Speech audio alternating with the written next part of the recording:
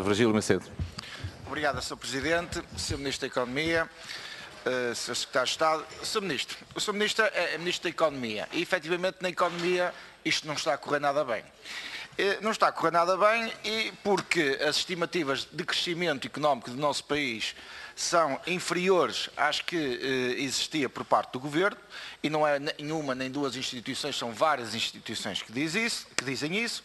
O próprio Sr. Ministro já disse que se mostrou insatisfeito com o aumento do déficit comercial, ou seja, temos o consumo, um abrandamento do consumo privado, um abrandamento da formação bruta de capital fixo, um abrandamento das exportações e, portanto, não está a correr nada bem e o Sr. Ministro, na primeira ronda, referiu que, obviamente, que não estaria disponível para estar aqui a fazermos um comentário acerca de previsões, mas acerca de estratégia. E é sobre isso que eu queria fazer uma questão, que é, a estratégia do Governo, em termos económicos, assentava num incremento do consumo privado como fator de alavancagem também, o consumo privado e o investimento privado como fator de alavancagem do crescimento económico do país.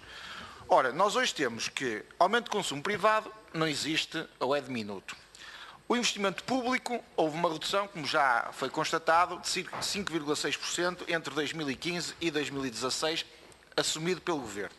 Investimento privado, a evolução tem sido muito aquém daquela que era previsível por parte do Governo. E nós sabemos porquê. Porque há aqui um fator importantíssimo para a evolução do investimento privado e do próprio consumo privado, que se chama confiança.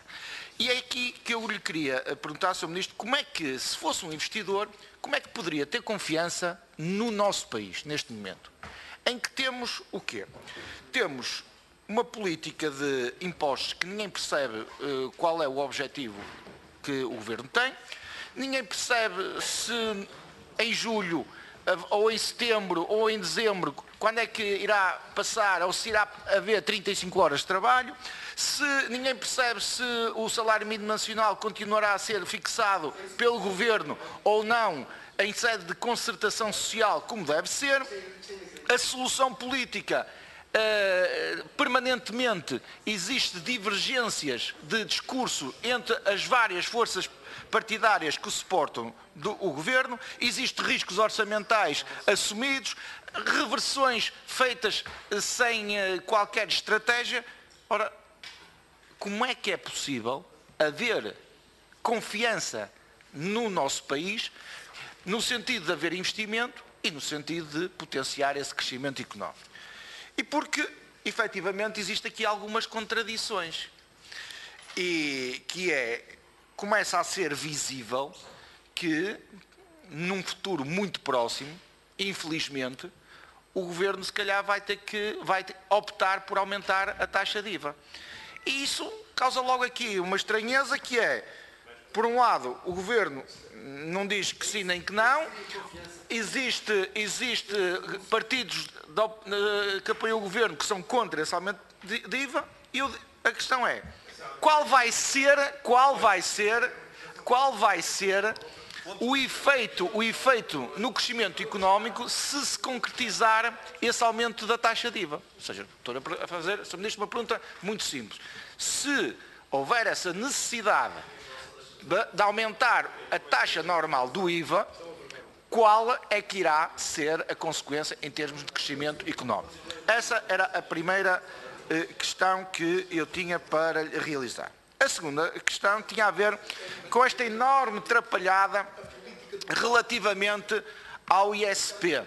O Sr. Ministro é uma pessoa confiante, porque diz que vai ser possível arranjar uma solução para todos. Estava-se a referir ao transporte de mercadorias e ao transporte de passageiros, ou seja, da redução ao haver uma compensação pelo aumento do ISP.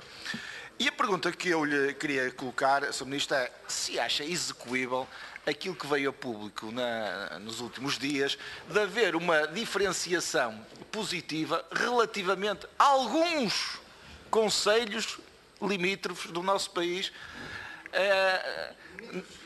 limítrofes, ou seja, de fronteira do nosso país, relativamente à redução a uma eventual redução fiscal do ISP pago. Porque, efetivamente, quando estamos a falar de concelhos vizinhos de Espanha, em que iriam ter quem abastecesse lá, nomeadamente transportes de mercadorias, iria depois ter um benefício fiscal, a pergunta que eu lhe faço é, e os vizinhos dos vizinhos? E os vizinhos dos vizinhos dos vizinhos?